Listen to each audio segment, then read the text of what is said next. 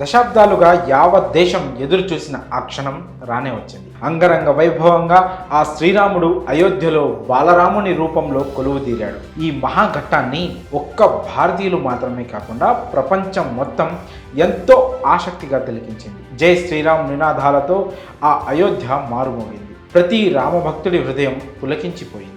ఆ రాములోరికి ఎవరి స్తోమతకు తగినట్లు వాళ్ళు బహుమతులు, కానుకలు, విరాళాలు సమర్పించుకున్నారు. అయితే ఇప్పటి వరకు వచ్చిన విరాళాల్లో అతిపెద్ద విరాళం ఏది, ఎవరు ఇచ్చారు అనే విషయం చాలామందికి తెలియకపోవచ్చు. మరి ఆ వివరాలేంటో ఇప్పుడు తెలుసుకుందాం.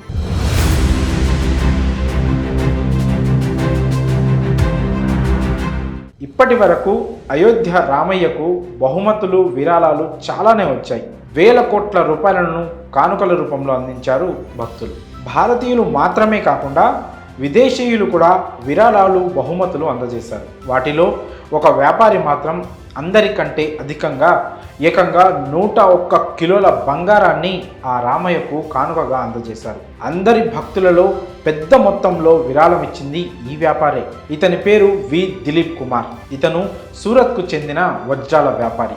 ఆ రామయ్యకు వచ్చిన విరాళాలలో దిలీప్ కుమార్ ఇచ్చిందే అతి పెద్ద విరాళం. ఆ అయోధ్య రామ మందిరంలోని గ్రౌండ్ ఫ్లోర్లో మొత్తం 15 బంగారు ద్వారాలను ఏర్పాటు చేశారు. దిలీప్ కుమార్ ఇచ్చిన బంగారాన్ని ద్వారాలు, గర్భగుడి త్రిశూలం, ఢమరుకం వంటి వస్తువుల కోసం వినియోగించారు. అయోధ్యకు 3000 కోట్లకు పైగా విరాళాలు వచ్చినట్లు ఇప్పటికే రామజన్మభూమి తీర్థ ట్రస్ట్ సభ్యులు ప్రకటించిన విషయం తెలిసింది.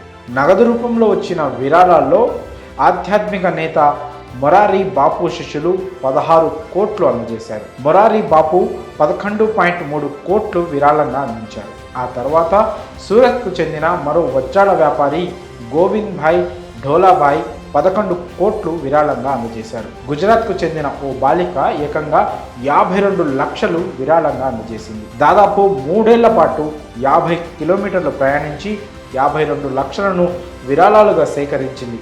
వాటిని ఆ బాలరాముడికి అందజేసింది. ఇలా దేశవ్యాప్తంగా ఉన్న ప్రముఖులు, భక్తులు, సెలబ్రిటీలు అందరూ తమ వంతుగా ఆ అయోధ్య రామయ్యకు విరాళాలు అందజేశారు. ఆ బాలరాముడు అంగరంగ వైభవంగా అయోధ్యలో కొలువుదీరాడు. రామయ్య ప్రాణప్రతిష్ఠతో అయోధ్య రూపురేఖలు మారిపోయాయని అభిప్రాయాలు వినిపిస్తున్నాయి. రామయ్య సన్నిధి వల్ల ఉత్తరప్రదేశ్ వేల కోట్లు ఆర్జిస్తుందని కూడా అంచనాలు వేస్తున్నారు ఆర్థిక నిపుణులు. ఇది గొప్ప పుణ్యక్షేత్రంగా మారబోతుందని చెప్తున్నారు. జనవరి 23 నుంచి సామాన్య భక్తులకు సైతం అయోధ్య రామయ్యను దర్శించుకునేందుకు వెసులుబాటు కల్పిస్తున్నారు.